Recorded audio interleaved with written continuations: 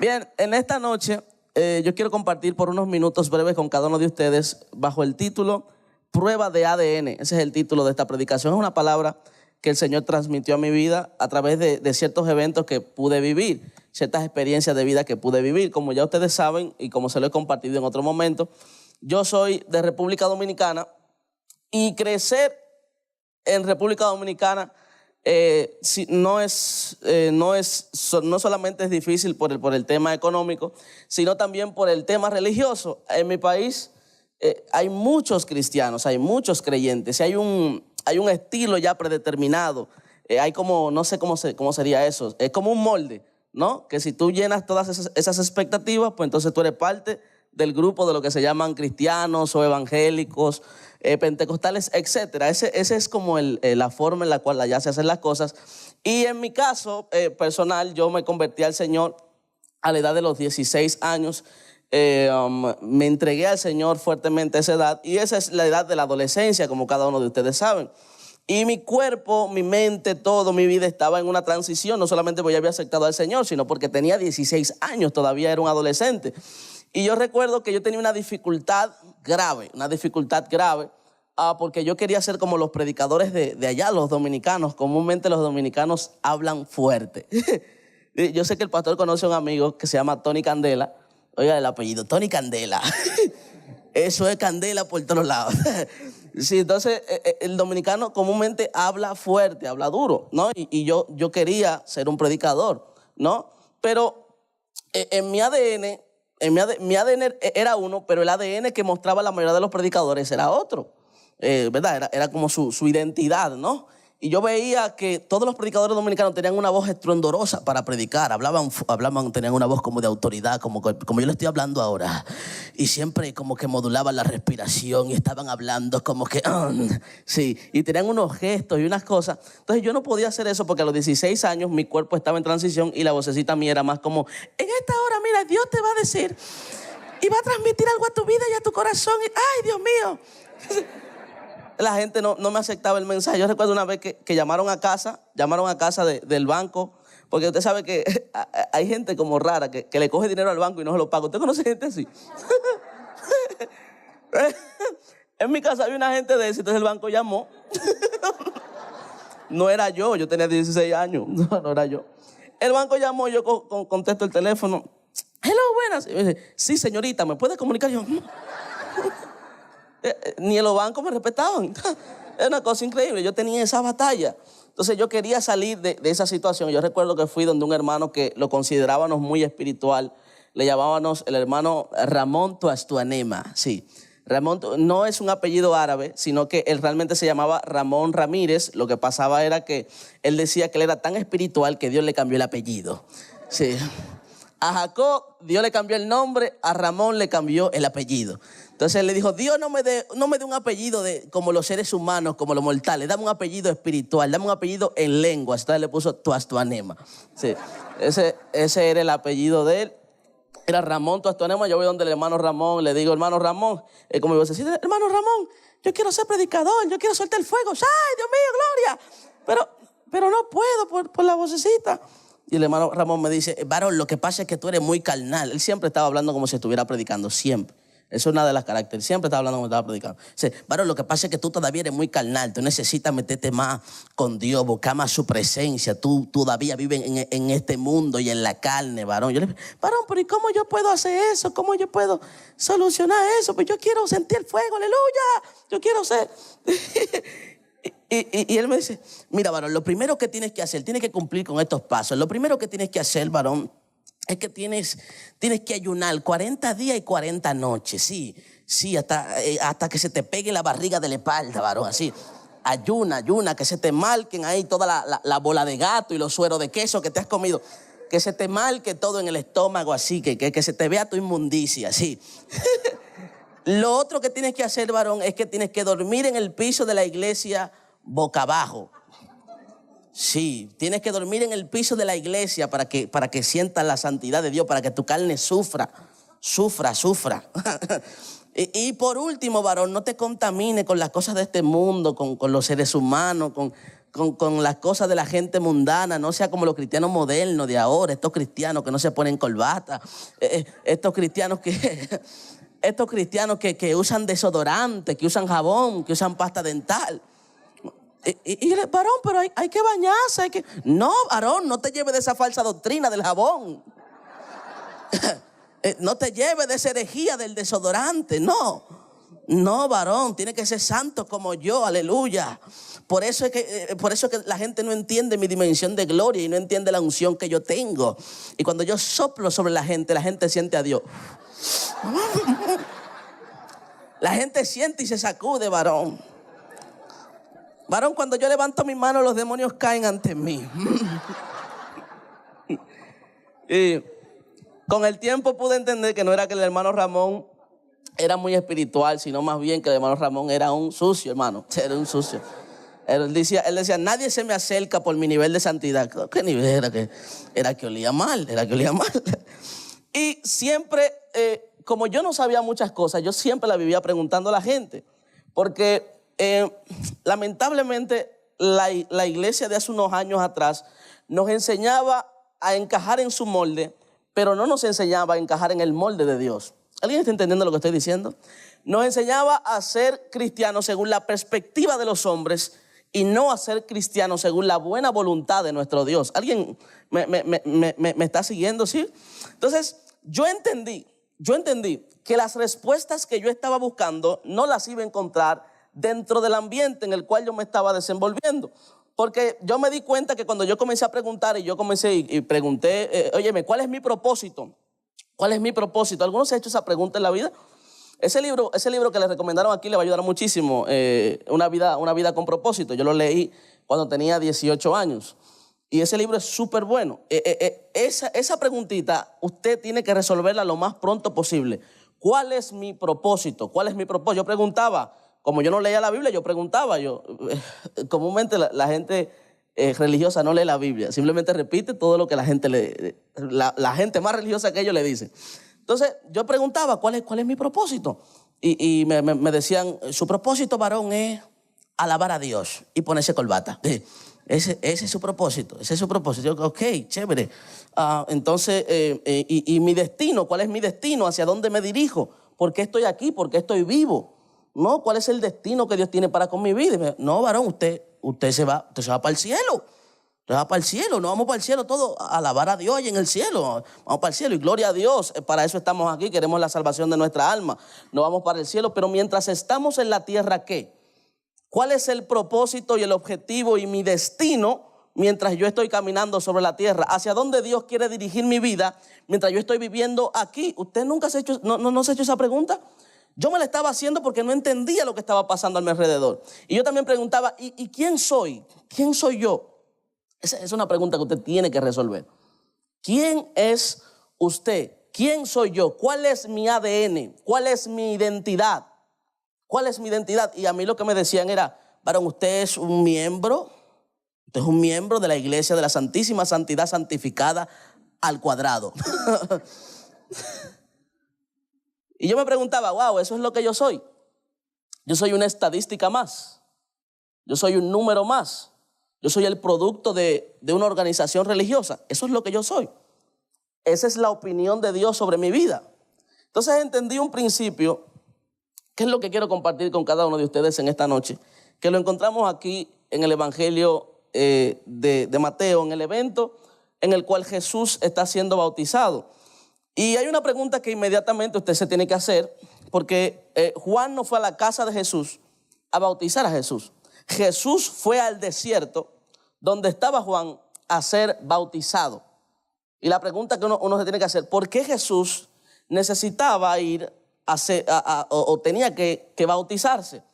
Cuando usted estudia la Biblia, usted se va a dar cuenta que el bautismo de Juan el Bautista tenía un propósito claro y definido. Y ese bautismo era para arrepentimiento. Diga conmigo, el bautismo de Juan era para arrepentimiento. Ese era el propósito del bautismo de Juan. Pero cuando usted ve que Jesús se traslada desde Jerusalén 2 kilómetros caminando hacia el desierto a ser bautizado, usted se tiene que preguntar, ¿por qué? Porque se supone que en Jesús no había pecado. ¿De qué Jesús se tenía que arrepentir? Si el propósito del bautismo de Juan era para arrepentimiento, ¿por qué Jesús tenía que ser bautizado si se supone que en Jesús no había pecado alguno? Y la respuesta Jesús se la da a Juan en el momento en el que Juan se hace una pregunta semejante. Yo necesito ser bautizado por ti. ¿Por qué tú vienes a mí para que yo te bautice? Y Jesús le responde claramente y le dice, así conviene, es necesario, es de suma importancia de que yo cumpla con toda justicia. Y eso a mí me estremeció porque cuando yo comencé a entender lo que significaba esa expresión en el texto, justicia, desde ese momento entendí muchas cosas que yo espero que usted la pueda entender también. Si usted estudia en la Biblia, la palabra justicia en las Escrituras, en su contexto general, lo que significa es aquellos que hacen la voluntad de Dios. La ejecución de la voluntad de Dios es interpretada en la Biblia como la justicia de Dios. Yo quiero que usted repita eso conmigo. ¿Está aquí? La ejecución de la voluntad de Dios es la justicia de Dios. Chévere. Por eso entonces puedo entender porque hay promesas que se cumplen con aquellos que son justos. Hay gente que cree que tiene problemas económicos y que lo que necesita es dinero, pero no ha entendido este principio si esa es tu situación. No es que tienes problemas económicos. Si tienes problemas económicos no es que necesitas dinero. Lo que necesitas es hacer justicia. Porque claramente la Biblia dice que no habrá justo desamparado, ni su simiente que mendigue pan. ¿Alguien está entendiendo lo que estoy diciendo? De igual forma la Biblia dice, hay gente que se siente estancada en sus negocios, en sus familias, en su ministerio, porque no ha entendido que el justo florecerá como la palmera y crecerá como los cedros del Líbano. Todo lo que tú necesitas para progresar, todo lo que tú necesitas para avanzar, todo lo que tú necesitas para crecer no está fuera de Dios, está dentro de Dios. Y yo vine a decirle a esta iglesia en esta noche, en este lugar, que es necesario de que usted entienda que el sueño, la visión y el propósito que Dios tiene contigo amerita que sea necesario de que usted cumpla con su voluntad para que la bendición de Dios se pueda manifestar en su vida. ¿Cuántos están creyendo lo que estoy diciendo? Jesús le dice, es necesario de que cumplamos con toda justicia. Es necesario de que hagamos la voluntad de Dios. Es necesario de que hagamos la voluntad de Dios. ¿Cuál era la voluntad por la cual yo me preocupaba hacer cuando no tenía identidad? La voluntad de mi jefe religioso, del superintendente del concilio o de algún jefe eclesiástico en la élite religiosa. Del que esté más alto es el que está más cerca de Dios. Ese era mi miedo. Mi temor era cumplir satisfacer la voluntad de ellos. Pero cuando entendí esto me di cuenta que mi vida solamente prospera cuando yo cumplo la voluntad de Dios. Cuando yo cumplo la voluntad de Dios. ¿Y qué sucedió entonces? Cuando Jesús cumplió con toda justicia y se bautizó, era necesario que Él se bautizara para que en todo fuera semejante a cada uno de nosotros. Usted tiene que entender que en Jesús no podía haber ventaja a nosotros, porque Él tenía que vencer como hombre para ser ejemplo para nosotros y para que su vida pueda salvar nuestra vida. ¿Alguien está entendiendo lo que estoy diciendo? ¿Qué sucedió cuando Jesús se bautizó? La Biblia describe que luego de que Jesús se bautizó, Juan tuvo una visión. Diga conmigo, Juan tuvo una visión. ¿Qué vio Juan el Bautista en esa visión? ¿Qué sucedió en esa visión? Lo primero que dice la Escritura es que cuando Jesús hizo la voluntad de Dios, cuando Jesús cumplió con la justicia de Dios, el cielo se abrió ante Él. Dice claramente donde leímos que los cielos se abrieron. Hoy en día podemos cantar mucho y pedir que se abra el cielo. Podemos hacer muchas cosas para tratar de que el cielo se abra. Podemos tratar de buscar métodos humanos para que la bendición de Dios llegue a nuestra vida y en nuestra vida hayan cielos abiertos. Pero hay una sola cosa que abre los cielos a nuestro favor.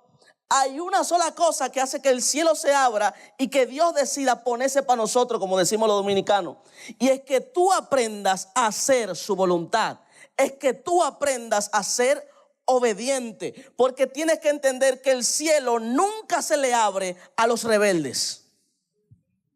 El cielo nunca se le abre a los desobedientes. Lo único que se le abre a los desobedientes es la tierra. ¿Es cierto? En el libro de Éxodo se relata un grupo de hombres liderados por un hombre llamado Coré, que se rebeló ante la voluntad de Dios, porque se rebeló ante el ungido de Dios en ese momento, que era Moisés. Se rebelaron contra Moisés. Se hicieron rebelde a la voluntad de Dios que Dios estaba tratando de ejecutar a través de la vida de Moisés. Y dice la Escritura que la tierra se abrió delante de ellos y se lo tragó. La tierra lo cogió de cena. Entonces en esta noche tú tienes que decidir qué tú quieres que pase con tu destino. Si tú necesitas que la tierra se abra para que te coma financieramente, o coma tu familia, coma tu matrimonio, o tú necesitas que el cielo se abra para que el milagro de Dios llegue, para que la manifestación de la bendición llegue, ¿qué tú quieres? ¿Qué tú decides? ¿Tú quieres ver los cielos abiertos o quieres ver la tierra abierta ante ti?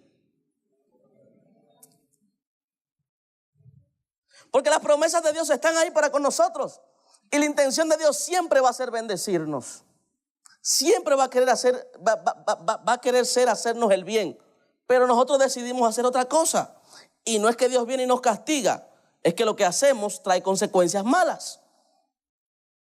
Lo segundo que sucede es que el cielo se abre y del cielo desciende una paloma.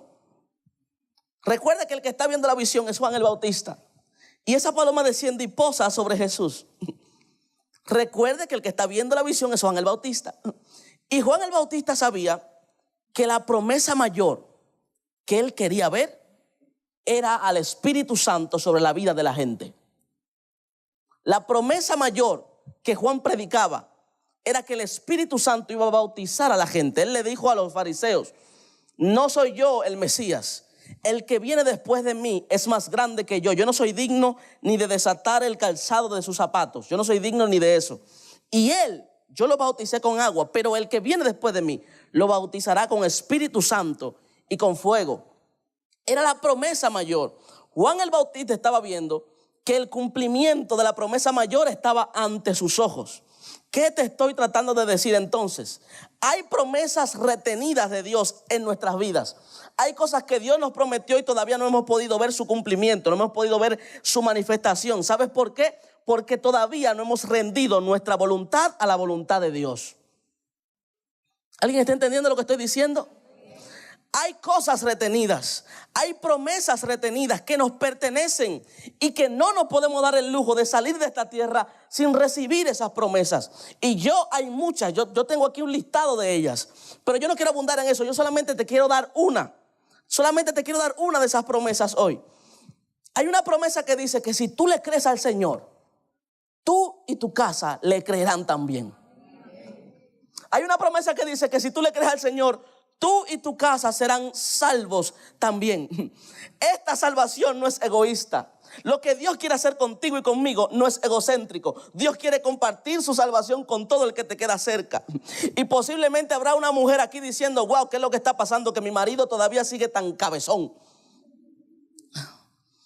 Habrá una madre diciendo: wow, ¿qué es lo que está pasando? Que mis hijos están tan rebeldes. Habrá un hombre diciendo: wow, ¿qué es lo que está pasando? Que mi mujer nunca se calla. No.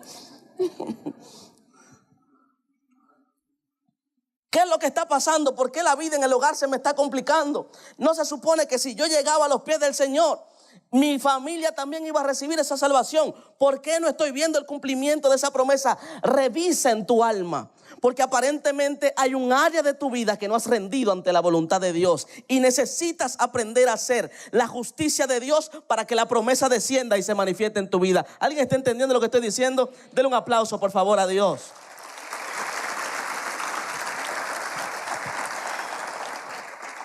Lo tercero que sucede es que hay una voz. Hay una voz que viene del cielo. Es la voz de Dios. Y esa voz hace una declaración. Esa voz hace una declaración. Lo tercero que sucede son dos cosas que suceden. Lo primero es que la voz de Dios se escucha y se manifiesta. Y lo segundo es la declaración que la voz de Dios hace. la voz de Dios. Cuando tú haces la voluntad de Dios, puedes escuchar la voz de Dios. Varón, pero ¿cómo habla Dios? Porque yo estaba viendo una novela los otros días y yo sentí como que Dios me dijo que tenía que pegarle un palo a mi marido. No, Dios no habla así. Y Dios te puede, no sé, tal vez Dios te puede hablar a través de una novela, pero no sé si a Dios le guste tanto la novela para hablarte por ahí. Tú sabes. Pero, o sea, no sé si Dios hace novela, no sé, en serio, no sé. Pero Dios habla a nuestros corazones. Cuando hacemos la voluntad de Dios, Dios nos habla. Y no solamente que nos habla, sino que lo profético se hace genuino en nuestras vidas. ¿Cómo así, varón? ¿Cómo así que sí, lo que pasa es que en este tiempo, vivimos en un tiempo donde lo profético está tan de moda, es tan lindo profetizar, es tan como chévere profetizar, que hay demasiada gente simulando la voz de Dios cuando no es verdaderamente la voz de Dios.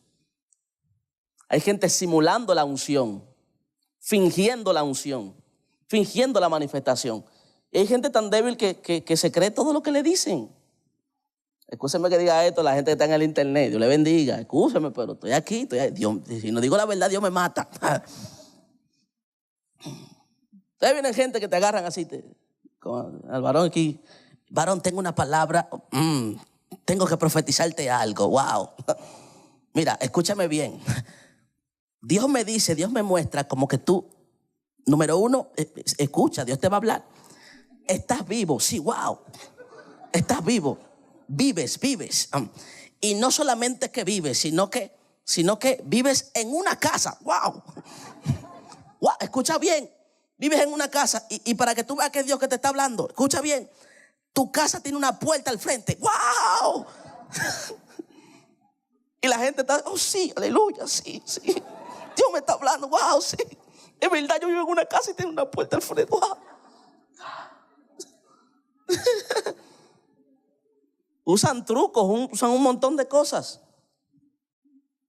Porque lo profético se ha vuelto tan popular que la gente lo falsifica. La gente lo falsifica. Hace un tiempo salieron unos tenis, unos zapatos, que son súper caros todavía. Lo hizo un rapero de Estados Unidos. Son súper caros. Y se comenzaron a vender, aunque costaban casi $1,000 un zapato de eso. Comenzaron a vender muchísimo. Y se hicieron tan populares los zapatos que en cuestión de 2 meses usted iba a donde vendían zanahoria y verduras, y al lado vendían esos tenis, pero falsificados. No, ¿usted no ha visto eso? Los spinners, vamos a poner el ejemplo de los spinners.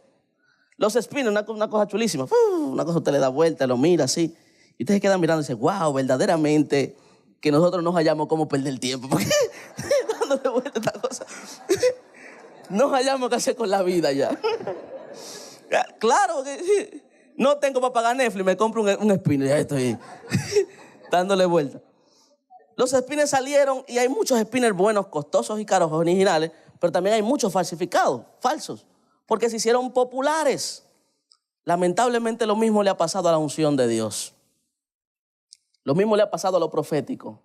Se ha vuelto tan popular que hay mucha gente fingiendo hablar de parte de Dios cuando realmente está hablando de parte de su propia concupiscencia. Pero yo vine a decirte, iglesia, y vine a tratar de inspirarte en esto también. No te conformes con lo falso. Escúchame bien, no importa cuál sea tu estatus económico, no importa cuál sea tu estatus social, usted no fue diseñado para las cosas malas.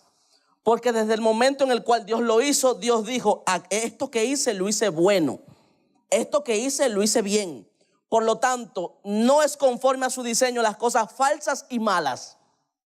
Usted no puede recibir unción de mala calidad.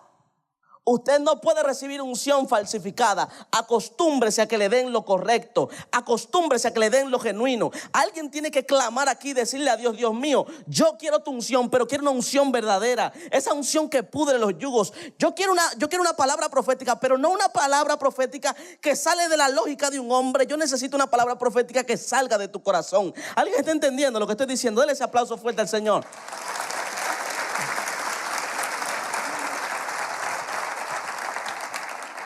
La voz genuina de Dios no se puede manifestar con gente rebelde. No se puede manifestar con gente desobediente.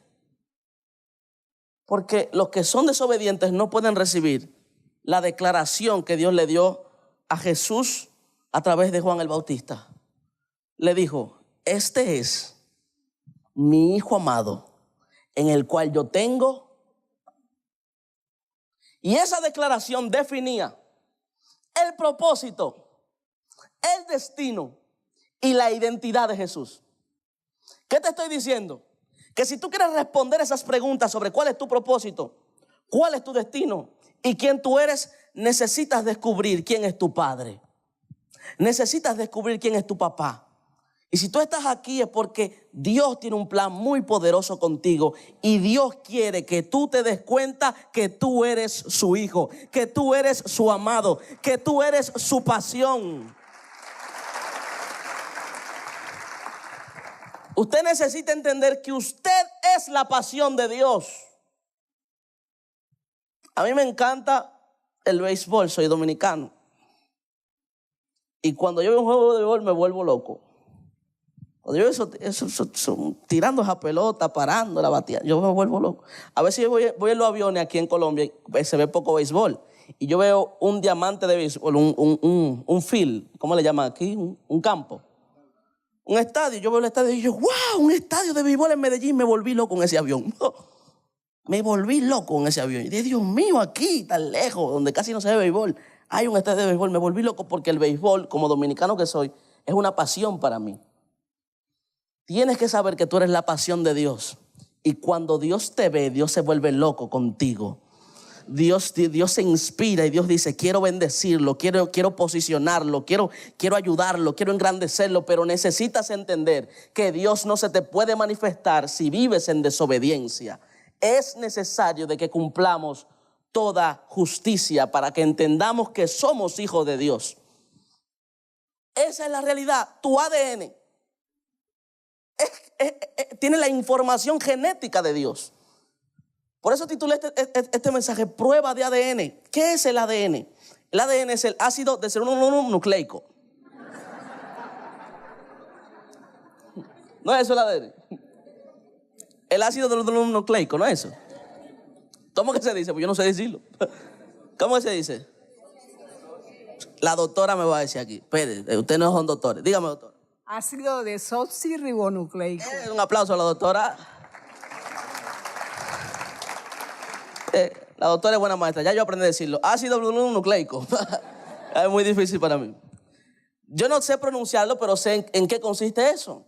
El ADN es aquello que contiene la información genética de nuestros padres.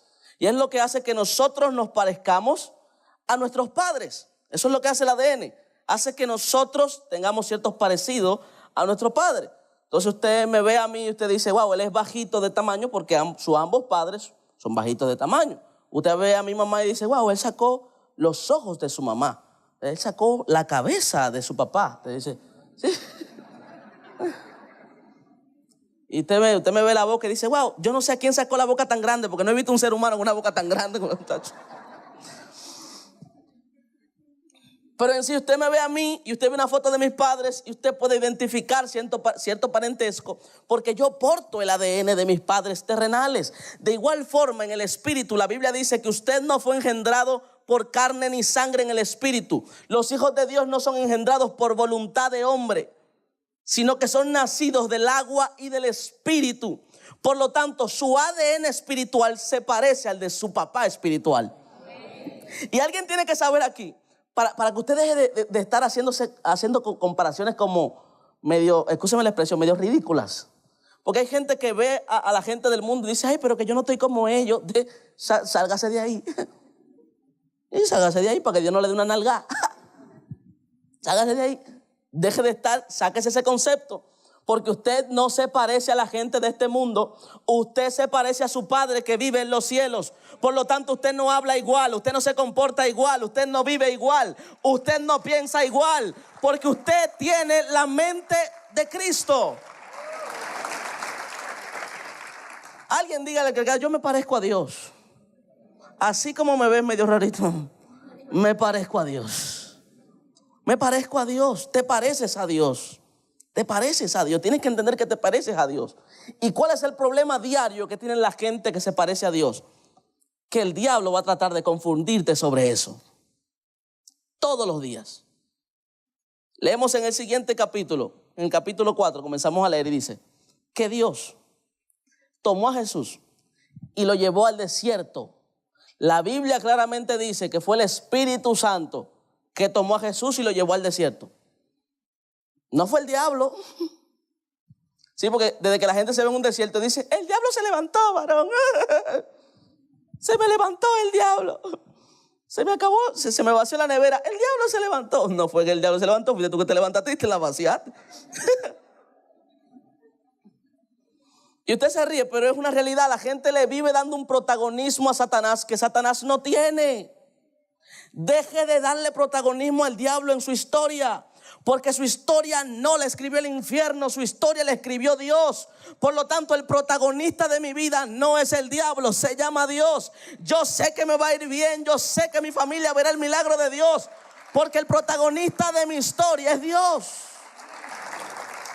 El Espíritu impulsó a Jesús al desierto, lo llevó al desierto para ser probado. ¿Sí? Dios prueba. El Espíritu llevó a Jesús al desierto para ser probado. Y ahí comenzó a probar a Jesús. Lo primero que sucedió fue que se le apareció el diablo. Y el diablo le dijo a Jesús, Jesús, tú eres hijo de Dios y tienes hambre. Agarra esa piedra que está ahí, redonda así, como esos panes que tú te comes.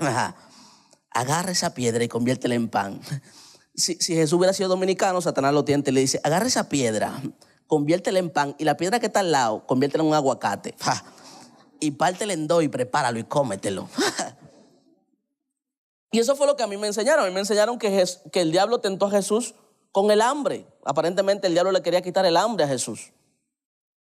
Pero cuando usted estudia la Biblia se da cuenta que la tentación no es la piedra convirtiéndose en pan.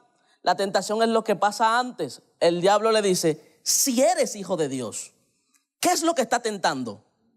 ¿Qué es lo que está probando? Su identidad, su ADN. La tentación no es si tienes hambre o no tienes hambre. Y es el problema que vivimos teniendo diariamente. Pensamos que lo que el diablo no quiere quitar es la casa, o lo que el diablo no quiere quitar es el sueldo, o lo que el diablo no quiere quitar es el carro. El diablo no está detrás de tu casa, el diablo está detrás de tu fe, de tu ADN, de tu identidad. Eso está persiguiendo. ¿Están entendiendo lo que estoy diciendo? ¿Cuál es la evidencia? ¿Cuál es la evidencia de que tu ADN es de Dios? ¿Cuál es la prueba que te hace parecerte a Dios? ¿Qué fue lo que le respondió Jesús?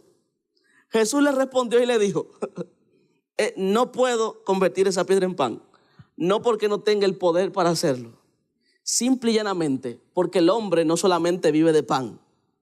Los hombres, los hijos de Dios, no vivimos del alimento físico terrenal. Nosotros vivimos por la palabra que sale de la boca de nuestro Padre. Entonces, usted tiene que entender que si usted es hijo de Dios, usted no está vivo porque el fulanito está gobernando. No. Usted no es bendecido porque simple y llanamente a su jefe le dio con aumentarle el sueldo. Usted no está bien porque simplemente la vida decidió que usted está bien. Usted está bendecido, usted está prosperado. Dios está haciendo cosas grandes con usted porque la boca de Dios así lo ha decidido. Porque los hijos de Dios no son desobedientes a lo que el dicho de Dios declara. ¿Alguien está entendiendo lo que estoy diciendo? Si soy hijo de Dios, no vivo por lo que el diablo dice. No vivo por lo que el mundo dice. Yo vivo por lo que Dios dice. Porque me es necesario, me conviene cumplir con toda justicia. ¿Están entendiendo lo que estoy diciendo? Es la prueba que vas a tener todos los días. Cuando tengas que tomar una decisión donde se va a comprometer tu integridad personal, donde se va a saber si eres honesto o no eres honesto, donde se va a saber si eres fiel con tu esposa, tu esposo, o no eres fiel con tu esposa o tu esposo. Cuando te llegan esos mensajes de gente rara por las redes sociales, chiclín, Y usted nada más ve la foto que tiene como un escote raro. Satanás. Rápidamente, usted busca el botoncito rojo donde dice bloquear. Y el diablo cree que me va a destruir. Sufre, diablo, sufre. Usted le da ahí, mire, para que más nunca usted vuelva a ver por ahí. Todos los días, lo que va a ser probado es tu identidad. El diablo quiere hacerte creer que no te pareces a Dios, para que vivas enfermo, para que vivas en deudas, para que vivas en problemas, para que vivas con miedos, con temores, para que crees hogares disfuncionales. ¿Cuál es el sentimiento principal de la gente que tiene problemas? Impotencia. No tengo la fuerza, no tengo el poder para hacerlo, no tengo la capacidad para hacerlo. Pero cuando tú entiendes que tu ADN no es el de este mundo y que dentro de ti vive Dios porque tú te pareces a Él, entiendes que todo lo puedes en Cristo que te fortalece. No hay impotencia, no hay debilidad. Soy fuerte en Jesús. Soy fuerte en Jesús. Ponte sobre tus pies, por favor. Los hermanos que adoran, que vengan y me ayuden a adorar.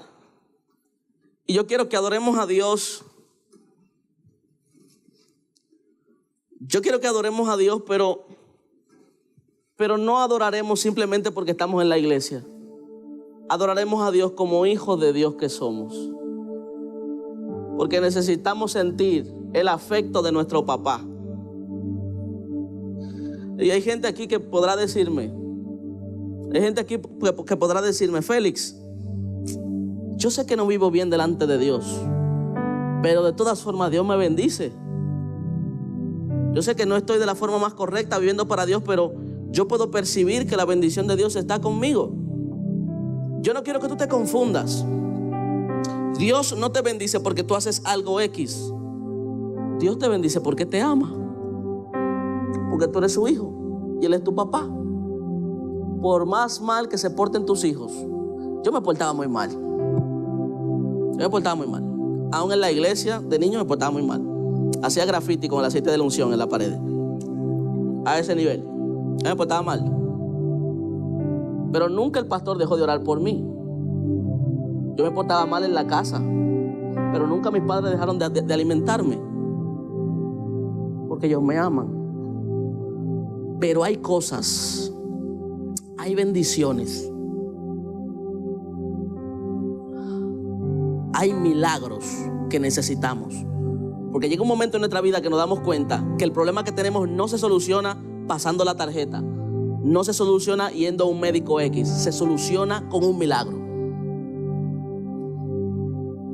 Esas bendiciones están ahí. Solamente se manifiestan a tu vida cuando aprendes a ser obediente, cuando aprendes a honrar a Dios con tu vida y sabes que tú no vives por los dichos del diablo, ni por los dichos de los políticos, ni por los dichos de la economía, ni por los dichos negativos de algún médico que tengas sobre un estado físico que tienes. Tú sabes que estás vivo, tú sabes que subsistes, tú sabes que puedes continuar por una palabra que Dios te dio. Yo quiero que adoremos a Dios y yo quiero que tú sientas nuevamente y te conectes nuevamente con ese amor genuino que tú sientes por Dios, con esa pasión sincera que te mueve hacia Dios y te conecta a Dios. Y yo quiero que desde esta noche tú salgas muy enamorado de tu papá. Cuando tú salgas ahí, tú salgas a contagiar a alguien del amor de Dios, a contagiar a alguien de la paz que Dios produce. Posiblemente aquí hay gente que no ha podido tener paz los últimos días, no ha podido dormir tranquilo, tiene algún tipo de insomnio porque no puede tener paz, no puede tener tranquilidad. En esta noche tu papá celestial te llenará de una paz que sobrepasa todo entendimiento. Levanta tus manos y adoremos a Dios.